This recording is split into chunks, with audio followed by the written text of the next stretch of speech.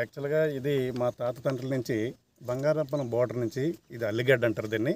ఈ అల్లిగడ్డ దగ్గర సుమారుగా ఇక్కడి నుంచి మా టెక్కలపాలెం మీదుగా బుర్రమ్మ అంటే యాక్చువల్గా గాదిరెడ్డిపాలెం, నాయనంపాలెం ఈ కాకుండా ఎక్స్ట్రా ఫ్లో వాటర్ కూడా అంతకాపల్లి చెరువుకి వెళ్తుంది అనమాట.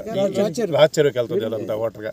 అయితే ఇప్పుడు యాక్చువల్గా ఏం చేశారంటే 4-5 సంవత్సరాల క్రితం ఆలరామ్ అనే వ్యక్తి ఇప్పుడు లేఅవుట్ వేసి ఏదైతే ఇరిగేషన్ పర్మిషన్ లేకుండా ఇరిగేషన్ ట్యాంక్ మీద నుంచి రోడ్డు వేయించి ఇక్కడ లేఅవుట్ వేసి ఇక ఈ లేఅవుట్ అండి ఈ లేఅవుట్ వేసి అమ్మేశారు.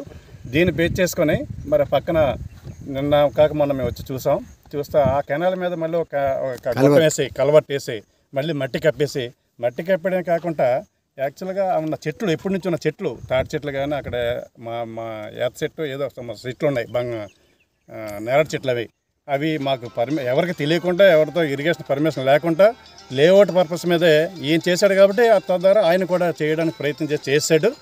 మరి ఇది అందరూ రెవెన్యూ డిపార్ట్మెంట్కి తెలియజేస్తున్నాం, అలాగే మన ఇరిగేషన్ డిపార్ట్మెంట్కి కూడా తెలియజేస్తున్నాం. మీరు ఎవరైతే వాళ్ళ పేరు మేము చెప్తాం, ఇక మేము తీసుకోలేదు ఆ పేరు అనేది, వాళ్ళ మీద తగిన చర్య మీ ద్వారా పత్రికా విలేకరుల ద్వారా మరి వాళ్ళకి శిక్ష పడేటట్టు ప్రయత్నం చేయాలని మా మనస్ఫూర్తి.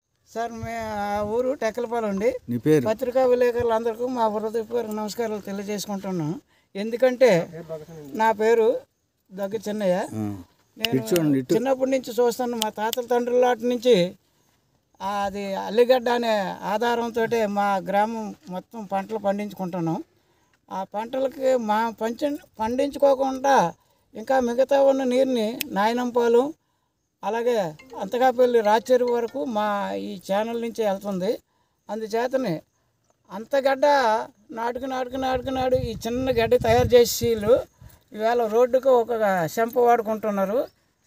ఆ ఉన్న చెంపనేమో అవతలేమో భూమిని ఆక్రమించుకొని పారం చెరువు, ముసిడిబంద, కోనాము, గౌరవాన్ చెరువు, తర్వాత జమ్ములపాతం చెరువు.